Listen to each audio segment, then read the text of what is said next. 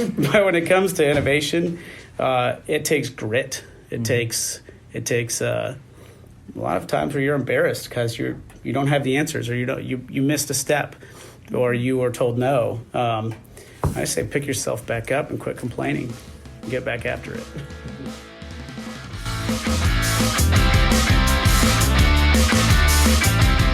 Welcome to the Tesseract Podcast, where we unlock your power to innovate. I'm Chloe. And I'm Dan, and we're your co-hosts. Our mission is to empower airmen, connect them to resources, and accelerate change across the Air Force logistics enterprise. Specifically, our team works as an innovation accelerator assigned to the Air Staff Logistics Directorate, where we partner with airmen to operationalize the new sustainment strategy. Good afternoon, everyone, and welcome back to the Tesseract Podcast. My name is Chloe, and I'll be your host today.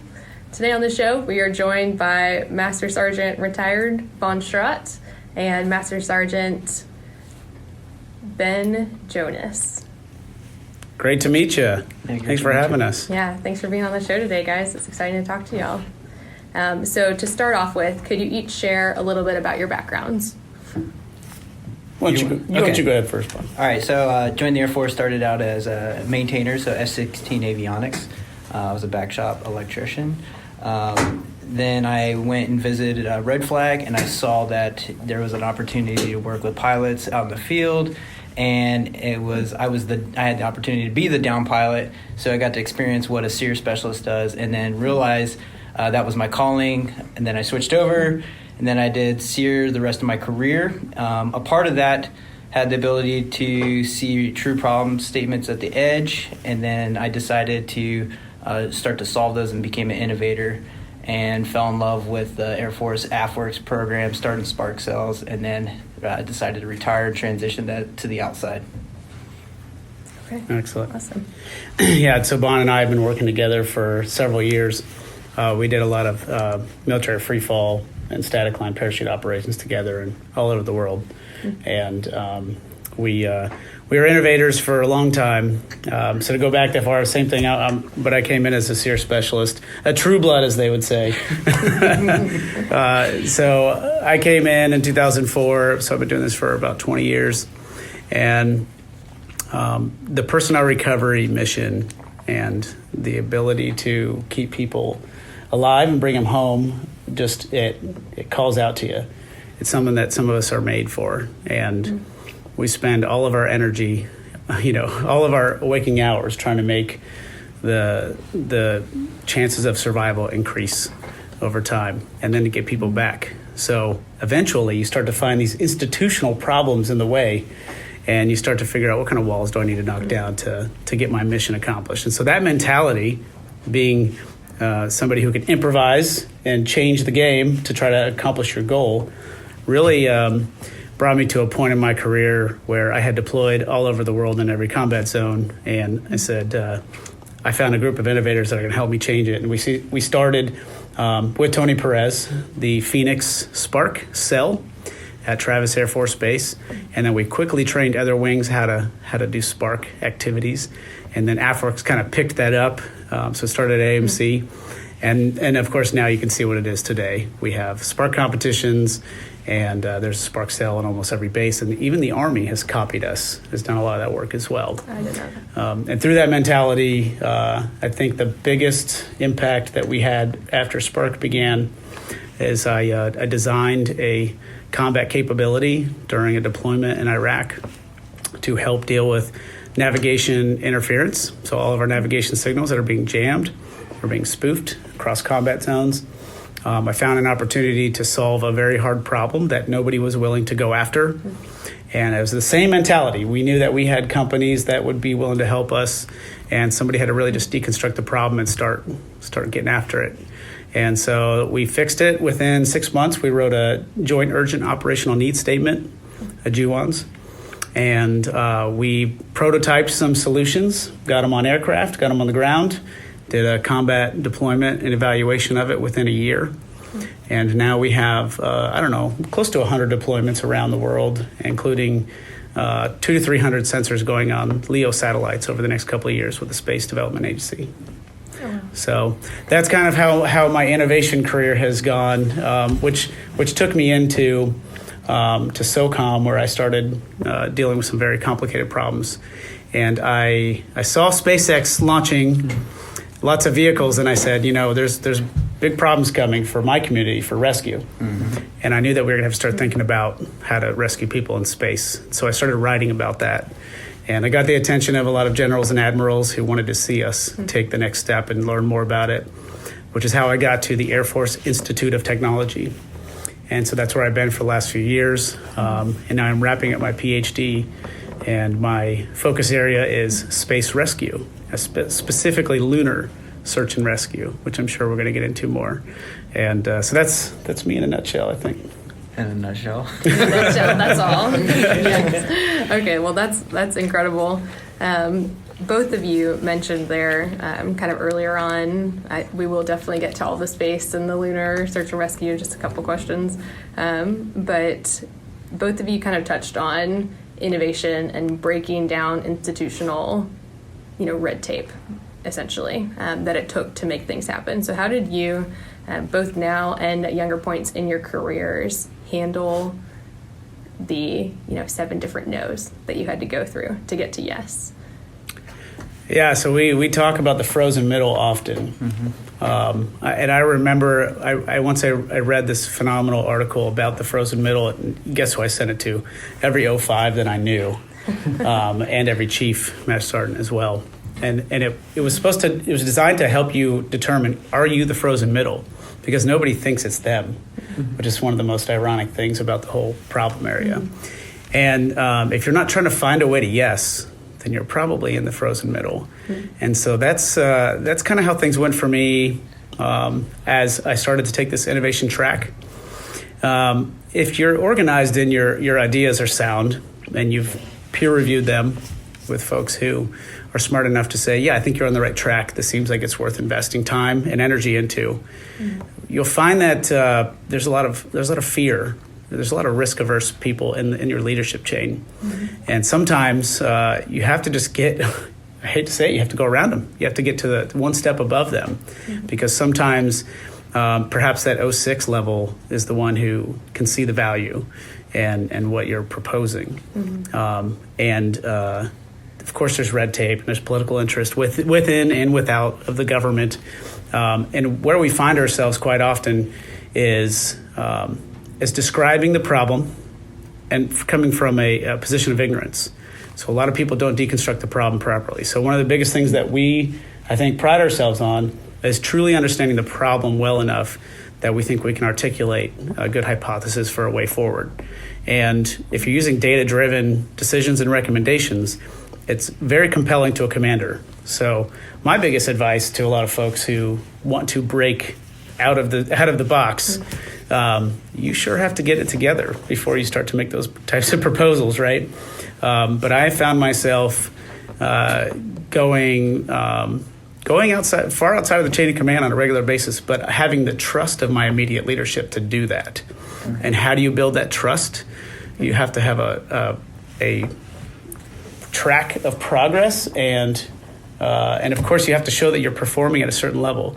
That's not everybody's going to get there, and if you feel like you should be there and you want to get there, I mean, education is one of the best ways, to help you get along that path, and then just really getting good mentorship from somebody who is on that track, which is kind of what we spend a lot of our time doing, is mentoring airmen, soldiers, sailors, Marines. Because this isn't just about the Air Force. This is, our goal is to win. Like, we are trying to win against great powers. And to us, it's not about promotion. I mean, people always ask me, how are you a master sergeant? Master sergeant getting a PhD. I have 17 deployments, 5 in combat zones. And how am I not, colonel? They're always asking me. And I always tell them, well, it's because what we're doing is not about recognition. Right. It's about winning. That's our strategy. Yep.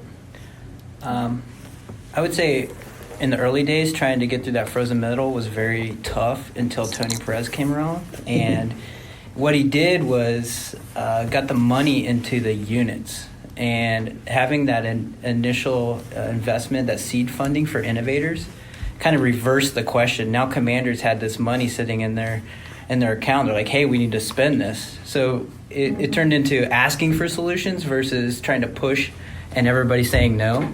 But that was just part of the way. So that kind of opened the door to move to the next level and get past that frozen middle. And those funds still exist today, and there's so many more things that have come online to support those innovative ideas. But I would say that is a resource that's out there that a lot of people don't realize how to quickly start tapping into that, getting with their local Spark cells, getting with the Tesseract, and getting their problem statements pushed up. You got to do the due diligence and have a solid problem statement and do your own research. But it's really exciting now to see that those avenues are available for those individuals out there. Yeah, I think that's a great way that you put that the seed funding and the availability of those funds changed it from people having to ask and push those ideas up versus now commanders searching for ways to spend that money has changed the culture behind those ideas. It's grassroots, but it was kind of directed from the top. You will do grassroots innovation. And then, some people say, hey, I don't know innovation, but they do know problems. And so there's value in being SMEs in the problem space. And that's really, really valuable to industry. So when you're working with SIBRs, that's like the gold, that's the currency. If you're a true problem owner, you can get a lot of traction in finding solutions out there. Yeah. So just to add to that, what we've found is in the beginning, the most successful model was I have a problem that I've taken a lot of time to deconstruct and to articulate what I think we should do. And then we would pitch it to Silicon Valley, small companies, mostly startups, that had a lot of engineers and scientists and tech folks. And they would say, hey, can we take a crack at this? And as an operator at the tactical level, you're like, sure, I can't wait. What can you come up with? And they would give you proposals with a cost associated with it. And of course, at that point, you're ready to go to the boss and say, I have the problem, I have the solution, all you have to do is pay for it. And then, of course, what the boss would say is, well, I don't have the authority to institute these changes or to spend this money. And so there is born Phoenix Spark. And that's when we had a whole council at AMC that said, okay, well, let's actually look at it and see if we can approve funds to go to this. Let's talk to the Transcom and AMC commander and see if we can waive some of these things. Let's talk to Boeing and Lockheed and see if we can fast tracks these 3D printed parts, things like this that just make sense. I think it's really interesting because eventually the wings were just given money. They're like, just stop asking us for money all the time. Here, take some, and then do everything you can with that. And as the price tag gets bigger, come back up to us.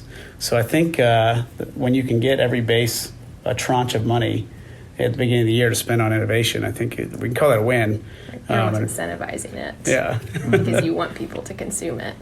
Oh, yeah. Use it. Yeah. It makes me think of, we'd say a lot of times you inspect what you care about, but you could probably say the same thing about money. You spend money as a wing or as a squadron or as a force on what you care about. And so by dedicating money to innovation, we're saying we care about this.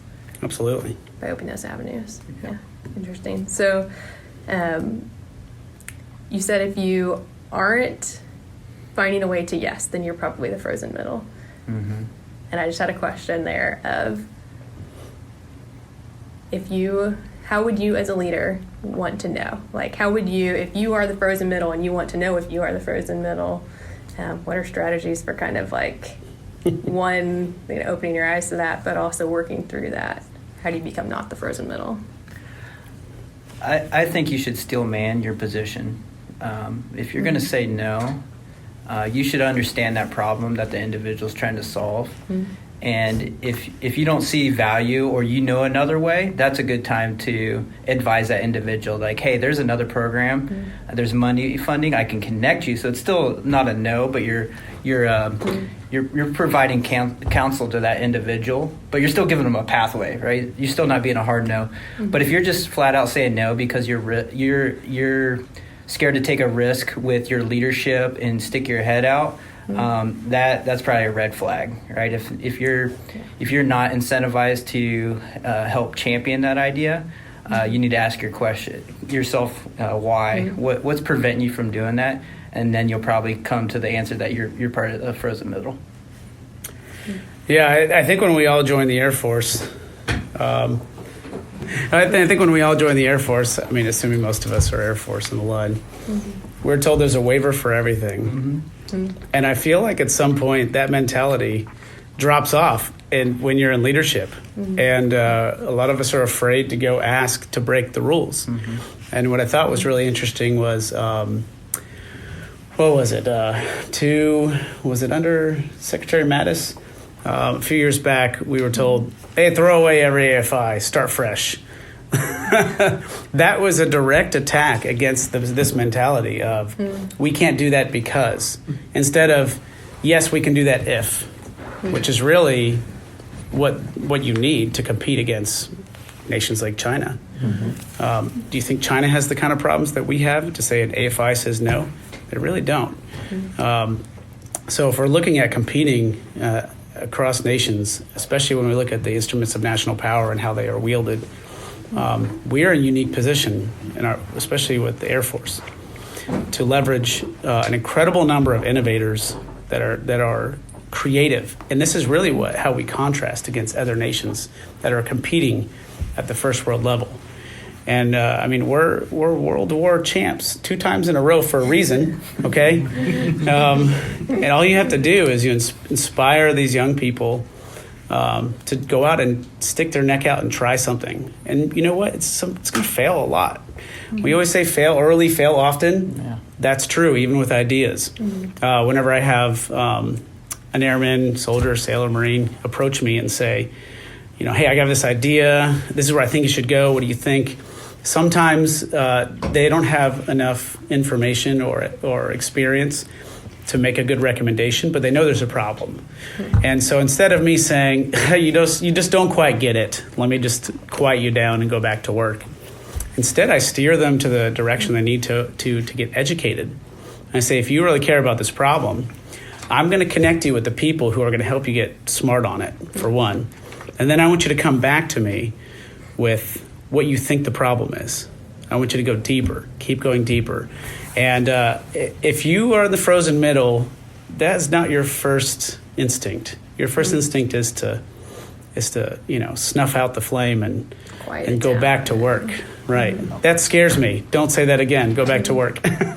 But if you're enabling innovation, if you're enabling people that are ready to grow and want to actually take us to the next level, then you should be connecting them with your network. You should be finding out who they should be connected with. It's funny. We were just talking about this last week, the week prior.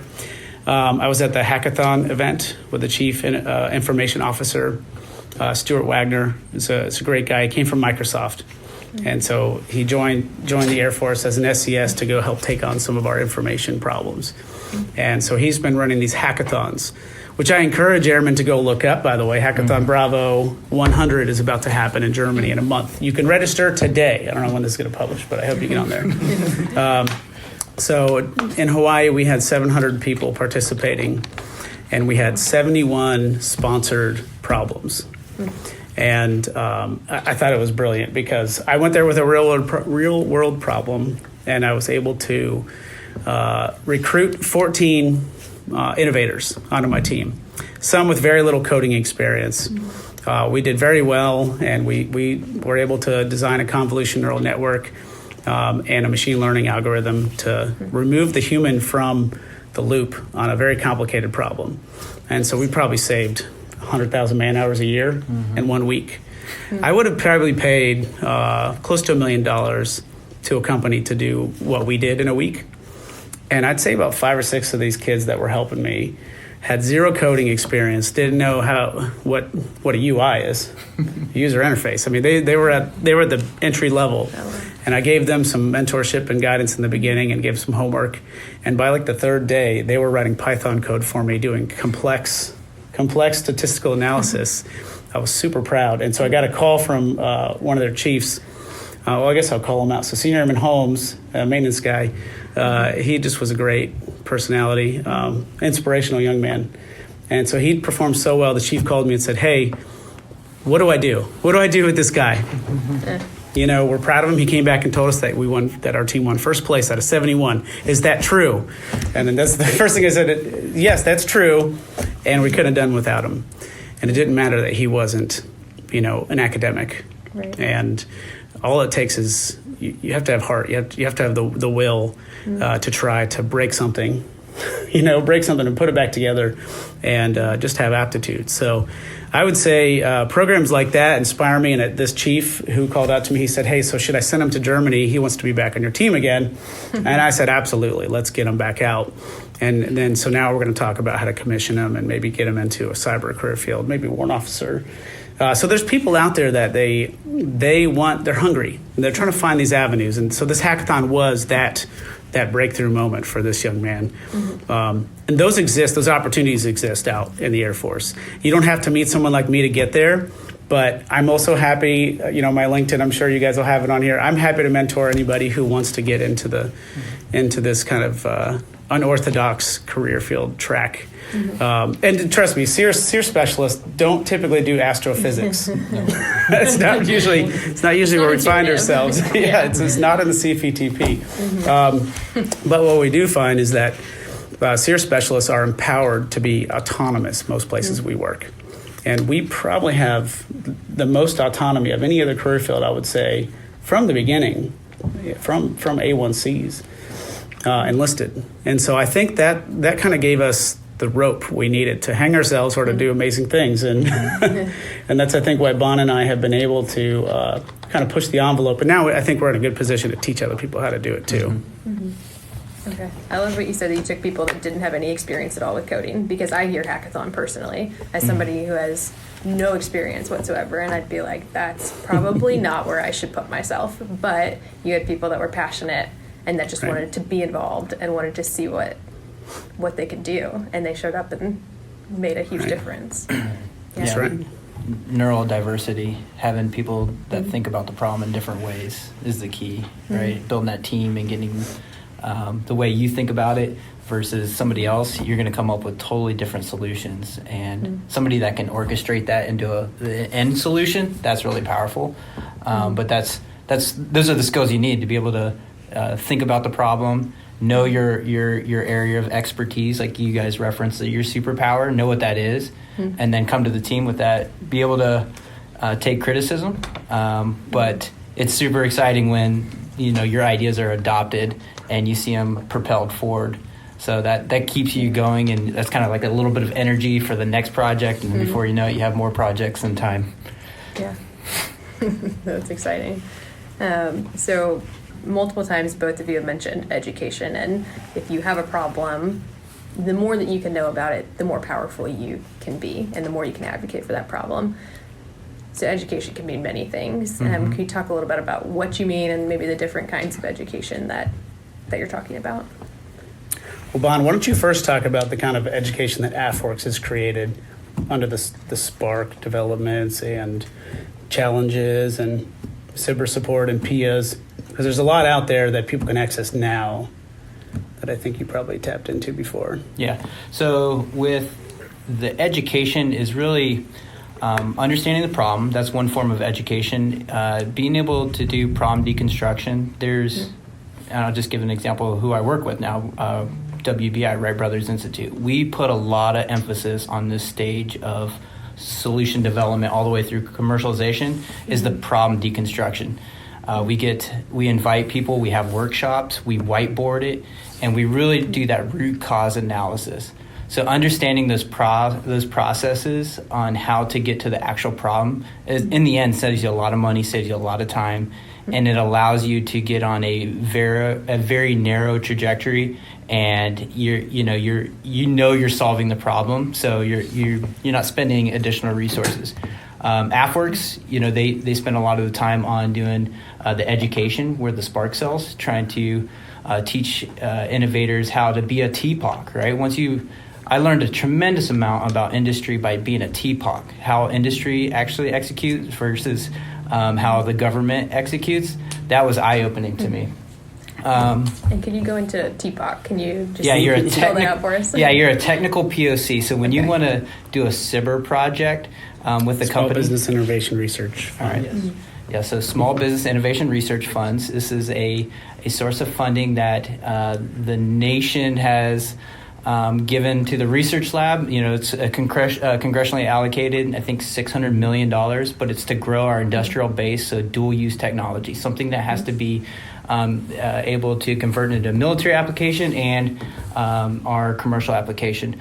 Well, in that, if you can speak both of those languages, you can help move one of those projects. So being involved with being a TPOC allows you to be a SME on the government side, and you really get to shape that entire project and how those funds are executed and what the end state of a SBIR Phase 2, for example, looks like. And the ultimate goal is that Phase 3 transition. Being a true dedicated TPOC increases that success dramatically. Because you're right there iterating along with the company. You're putting the solutions inside of exercises. You're getting it out in the field. You're doing these small-scale tests and evaluation, which that company would typically spend, potentially millions of dollars to try to do this. When, things like I would put on and jump out of the aircraft to collect data give it back to the company. They're like, "Hey, how did you do that?" It was just, something that. Just doing my job. Yeah, we were just doing our job. We just integrated it. Work. And the neat thing is, I'm still working on some of those projects. So time, learning that some of these projects do take time, and it takes a certain catalyst to move them on. But that's my side of the education on some of the processes, being involved with it. I learned how things worked, and I found better ways to do it.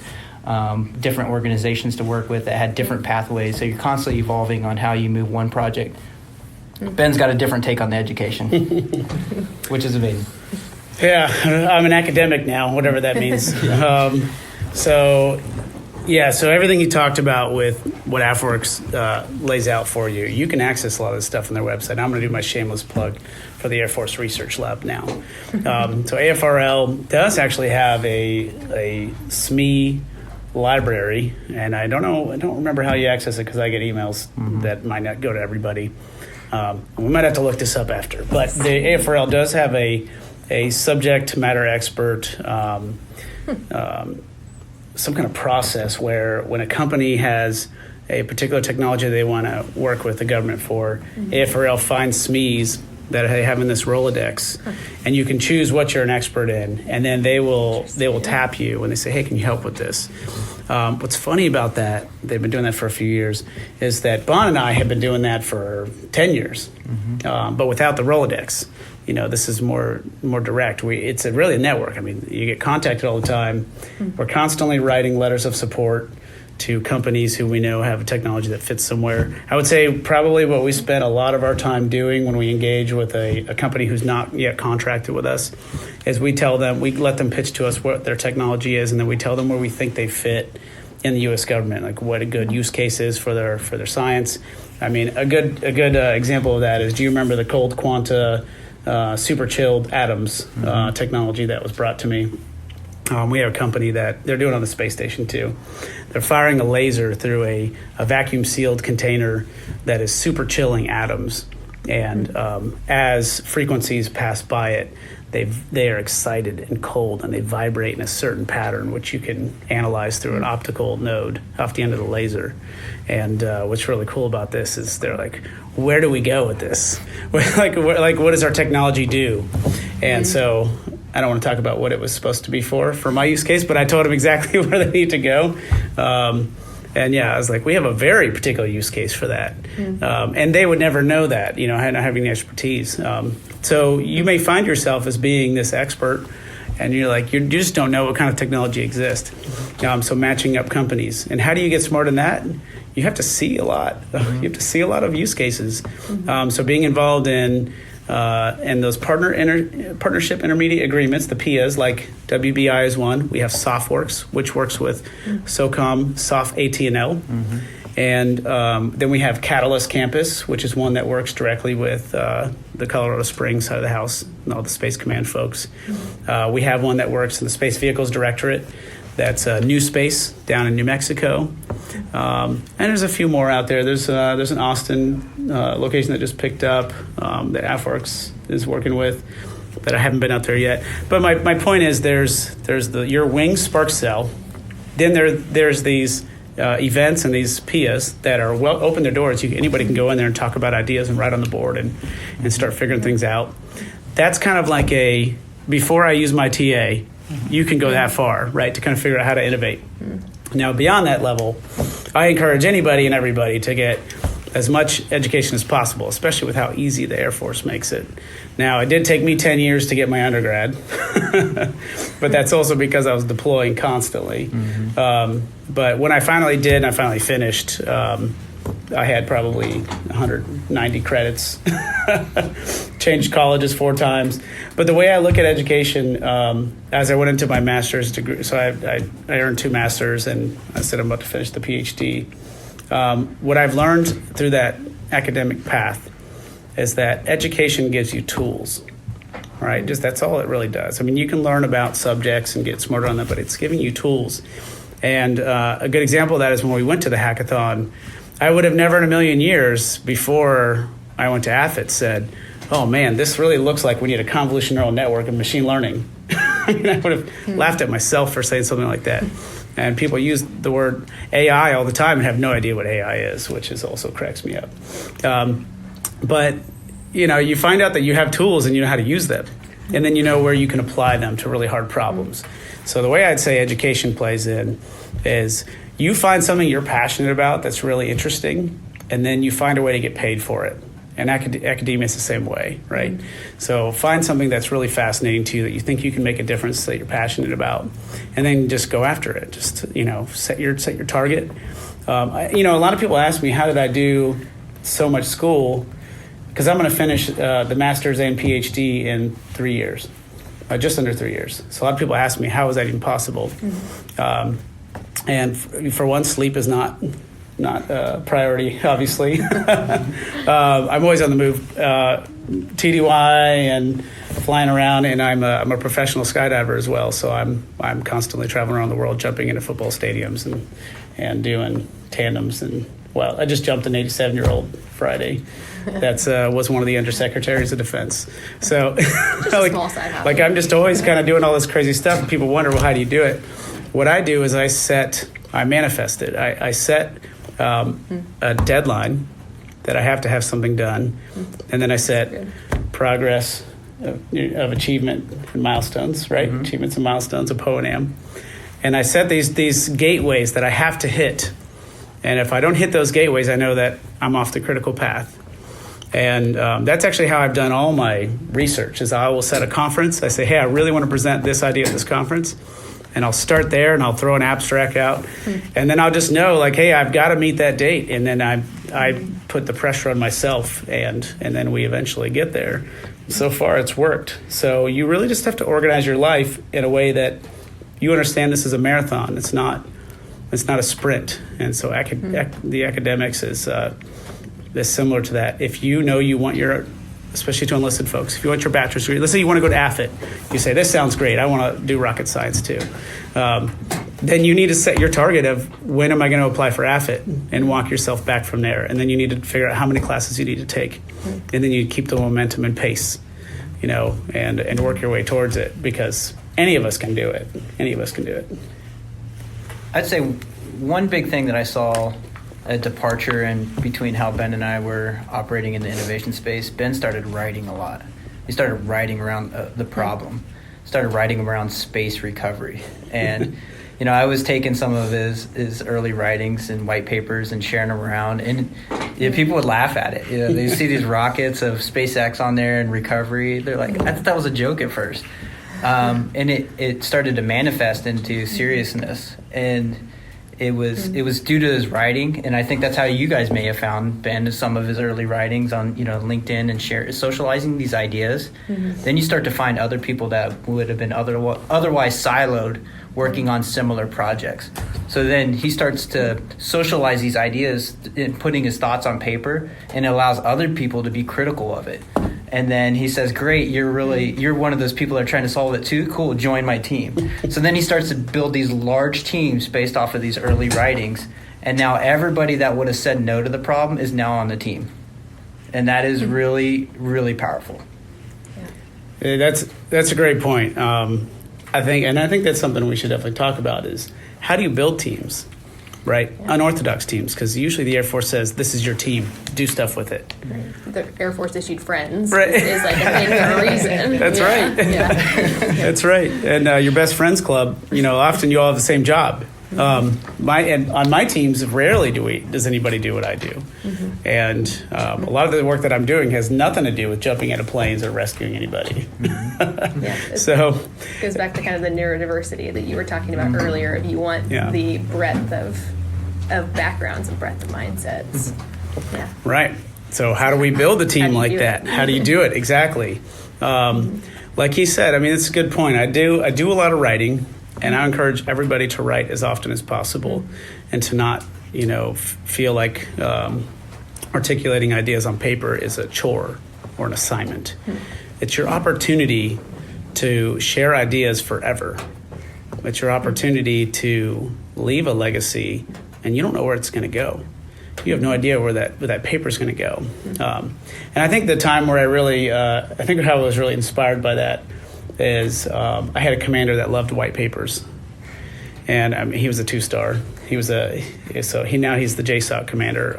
Admiral Bradley, he was one, and then Admiral Howard was another. Both Navy SEALs, and they loved papers, and that's when I really started cooking on papers. I was like, okay, if I want to talk to the 2-star without sending a meeting and having a lot of people in between myself and the leader, I can write to them. And a white paper is way more powerful than an email. And now with the way AI works, you can put in some of your ideas. So when I teach at AFIT, I teach students how to use AI for education in a safe way, not to obviously do anything that's not unethical. Instead, I say, hey, if you have a complicated piece of code, you don't know how to start, tell it all the things you want to do and tell it to write you a template, then start fixing it. If you have something that's no QE considerations, it's nothing that's sensitive, and you throw your ideas in there and say, I want to somehow articulate this, and this is the level that I want to speak to, and I want it to be about this long. Pop it in AI. It pumps out 30%, 50% solution, and then you can go from there. So if you're not a good writer, I encourage you to lean on AI as a coaching tool, not as somebody who's going to do the job for you, but as something to kind of get you started. And then over time, you'll become better and better at writing. And so it's so funny you say that. The space rescue white papers that I wrote in Iraq, those made it to a lot of generals, and it made it to the NRO. I remember this vividly. They made it to the NRO, and the NRO made they pitched it to NASA as one of their problem solution areas, like in 2020, I think it was. Remember I told you about that? And so somebody reached out to me and said, hey, we want to learn more about this so that we can speak to NASA on your behalf. And I was like, what? So and how many years at that point would you say that you've been writing about that before somebody finally came to you and was like, hey, we saw this and we want to hear more about it? Yeah, so I started writing about when SpaceX, I think that was 2018. 2018, SpaceX announced their Earth-to-Earth rocket system. And so the first thing I thought was, if they're going to move people and equipment from Earth to Earth, we can eventually use that to rescue people anywhere in the world in under an hour.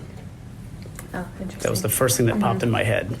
And if you're out there and you're an innovator and you're thinking, well, how does this guy think about rescue, with rockets? You all have your own field that you spend all this time thinking about. And then when you see something that's out there, like, how do I dual purpose that? How do I take that commercial idea or capability and then apply it to my expertise? Because everybody can do that. And so then I just started writing about it, and I started to build an entire architecture around that concept. And then, 3 months later, the president announced that the Space Force was going to stand up. And that's when people stopped laughing. They're like, okay, hold on a second. There's an actual Space Force now. It's going to get real.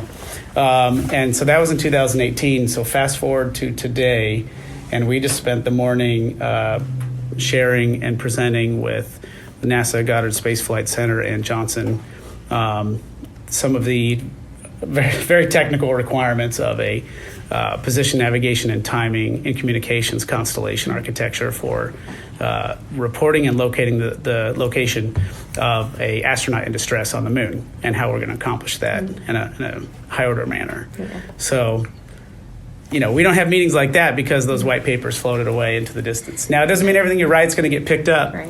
But how else can it if people don't see it? Yeah. So I encourage you to be not only brave, right, to put yourself out there, but also to not be afraid to discuss your ideas in the open and take the criticisms, right, and not be afraid to change your position a little bit or nudge left and right, because eventually somebody's going to want to pay you a lot of time and or money for that idea. Yeah. Oh, that's so good. So in our last couple of minutes that we have, I would love to hear to the airmen out there that might feel like they don't know where to start, and they know that they have problems, or they know that they want to get education, or they don't necessarily feel like they're passionate about where they're at, but they don't want to leave the force either. If you could give some advice to them, what would you say? I'd say continue to stick with it. Find your local spark cell. Like that, if you haven't found that yet and you've got problems you're trying to solve, I think that should be your first spot to get educated on how to start working on that problem. The resources available. That's why the spark cells were stood up, to empower those individuals, incentivize them, and then keep trying to work on that problem, because as soon as you do, it's so exciting. It takes you on these adventures of failing. There's a lot of failure, a lot of no, but it just, each time you get to that failure, but you see a little incremental increase in where you were trying to go, it just makes it that much more exciting. And knowing that there's real world problems that are affecting the lives of, for me, it was the individuals that were down, right, lost at sea, right? They have families out there, and so for me, that was a oath I took, was to prevent that from ever happening in the training. That was my full-time job, but I felt it wasn't enough, so I had to find another avenue to continue to work on this. And that really kept me inside, because I had the advantage of staying on the inside of the government and really trying to solve those problems from the inside. It becomes much more difficult. Take it from me, 1 month out, it immediately becomes difficult to work on those problems on the outside. So stick with the government, but find a pathway through the spark cells, and you'll find resources and people that are willing to help champion that through. Yeah, it's a great question. To stay in or to get out? I owe the Air Force a few more years, of course, because of the education that I got. And people often ask me, like, why are you going to stay in? Well, for one, I owe it to them because the Air Force has given me so much. But at the same time, once you step out of the door, you lose access and placement. You're coming at this from a position of commercial interest a lot of times, as opposed to altruistic from the inside. Your goal is to help the government. So it really just depends on what your motivations are. And I'm not going to tell anybody that I'm not going to say, hey, you have to stay in because that's the patriotic thing to do. That's not really the right answer. If you're passionate about what you do, or you see that there's an avenue in the military or in the government that you think is something that is in your destiny, find a way to get on the track. Don't just give up because the track is hard. We're all going to fail, and you're not going to be good at innovating in the beginning. You're going to be terrible at it. I mean, that's the whole point. It's part of the growing pains. And so as you decide what you want to fix, and you set your sight on it, and you've decided that this is something worth fighting for, my next advice is to start knocking down all the doors you have to get there. And I mean, for me, for instance, I knew that we needed autonomous vehicles to start rescuing people here on Earth, which is something else we've worked on together. Now we're actually testing and flying autonomous VTOLs, electric, at AFRL. But I knew that we were going to need autonomous vehicles to go save astronauts, and that we needed a satellite constellation on the moon. I didn't know anything about how to do that, right? I don't know how to make an autonomous rover. And I just decided if that's what I want to help solve, if that's where I want to use my expertise, my background, then I need to actually go get the tools and put them in my box so that I can achieve that. And that's the reason why I went out and got educated in the year. It's the reason why I went to AFIT. It's the reason why I'm here talking to NASA. It's the reason why I'm finishing school so fast is because I care about it enough. And you just need to look inside yourself. Like, what do you want? Like, where do you want to be? Where do you want to be in 10 years? Start moving to get there now. Don't say I'll start on this in 9 years. I always say if you wait till the last minute, it only takes a minute, right? But when it comes to innovation, it takes grit. It takes a lot of times where you're embarrassed because you don't have the answers, or you missed a step, or you were told no. I say pick yourself back up and quit complaining. Get back after it. I would say the onus is on the Air Force too to keep people in, right? Absolutely. So, they can't make it difficult for people to want to innovate by having the consequences of doing that. You're not doing your primary duties because you're working on this project and seeing that as a negative thing. So the Air Force has to find a way to incentivize those individuals, because industry's out there chomping at the bit to get to them, because that's the talent that they're looking at. So Air Force and talent management should be a priority with those innovators, and find them early, help grow them, and then they will be long-term assets. Versus letting that fire burn out early and then start looking for other ideas that that are incentivized by money or other opportunities. So I don't think the onus is on the individuals to want to stay in. I think it's Air Force needs to work on the talent management, make it incentivized for those people to prosper inside the government doing innovation, and that's a good point. I mean, I'm still in uniform, so he gets to say all the things. Yeah. I get to say some of the things. But no, he's right. The Air Force has some areas that they can improve. And they know that. This isn't new. This isn't but it's not easy either. It's like their chief of staff, C.Q. Brown, said, we have to change, right? We have to innovate, change, or lose. Right. And now he's taking that campaign to the chairman's position, right? So we're going to hopefully propagate that across the services. But what does that mean, innovate, change, or lose? Well, to some airmen, they're saying, I am innovating, and I'm trying to change things, but I'm losing. Right. And so how are we going to answer that person's mail? How are we going to inspire them to continue trying when they're being held up from making the next step? And so I would encourage them to find a way, because eventually their generation will be the ones making the decision about whose ideas move forward. They're going to be the ones that get to thaw out the middle, that frozen middle, if they get the opportunity. So ultimately, I would say if the Air Force was incentivizing to the degree that commercial could compete with, they would probably go broke pretty fast. Because my offers are about 5 times what I make now. And so they can't compete with that. It's just not possible. But there are a lot of things that they can do to ease the pain, because most of us want to wear the uniform. Most of us came in for a reason. I watched the Twin Towers get hit, and I joined the next year. And so I came in to stop evil. And I feel like we've accomplished that in many places of the world.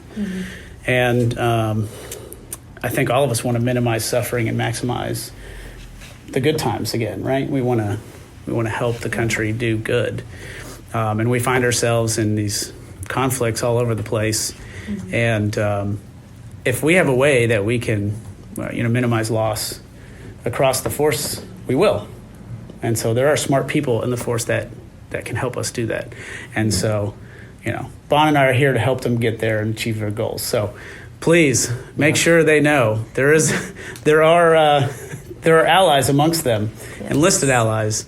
And I feel like the enlisted force is stronger than it's ever been in history.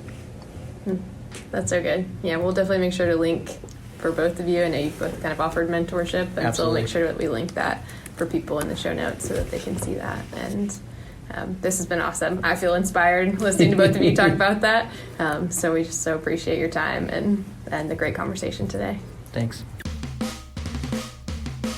Thank you so much for listening to the Tesseract Podcast. We learn something every time we record an episode, and we hope you do as well. As always, we love to connect with our listeners. You can find us on Facebook, Twitter, Instagram, and connect with us on LinkedIn.